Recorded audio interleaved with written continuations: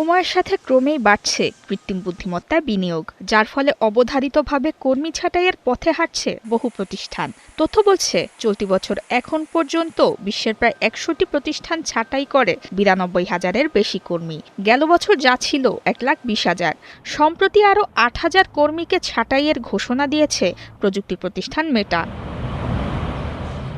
সূত্র বলছে বিভিন্ন প্রতিষ্ঠানে খরচ কমাতে কর্মী ছাঁটাই করলেও কৃত্রিম বুদ্ধিমত্তার ব্যবহার তেমন একটা সাশ্রয়ী নয়। কিছু ক্ষেত্রে এআই এর বিলের তুলনায় মানবশ্রম অনেক বেশি সস্তা।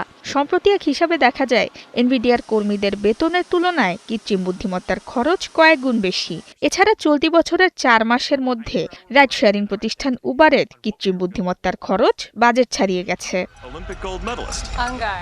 ২০২৪ সালে এআই এর চাহিদা নিয়ে গবেষণা করে যুক্তরাষ্ট্রের Massachusetts institute of technology MIT, যেখানে দেখা যায় যেসব ক্ষেত্রে দৃষ্টিশক্তি কাজের একটি প্রধান অংশ, তার মাত্র ২৩% ক্ষেত্রে এআই অটোমেশন অর্থনৈতিকভাবে লাভজনক।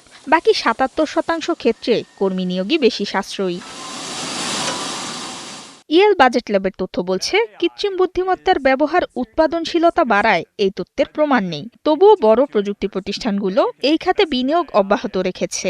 মর্গান স্ট্যানলির তথ্য মতে চলতি বছর কৃত্রিম বুদ্ধিমত্তা খাতে $৭৪০ বিলিয়ন খরচের খসড়া তৈরি করেছে প্রযুক্তি প্রতিষ্ঠানগুলো, যা গেল বছরের তুলনায় ৬৯% বেশি। ফলে অন্যান্য খাতে খরচ কাটছাঁটে বাধ্য হচ্ছে তারা। এদিকে ডেটা সেন্টারগুলোতে বিপুল পরিমাণে বিদ্যুতের ব্যবহারে কৃত্রিম বুদ্ধিমত্তায় বাড়ছে খরচ ২০৩০ সালের মধ্যে, যা $৭.৯ ট্রিলিয়ন পৌঁছাতে পারে। অন্যদিকে এআই সাবস্ক্রিপশনের ফি বছর ব্যবধানে বেড়েছে ২০ থেকে ৩৭%।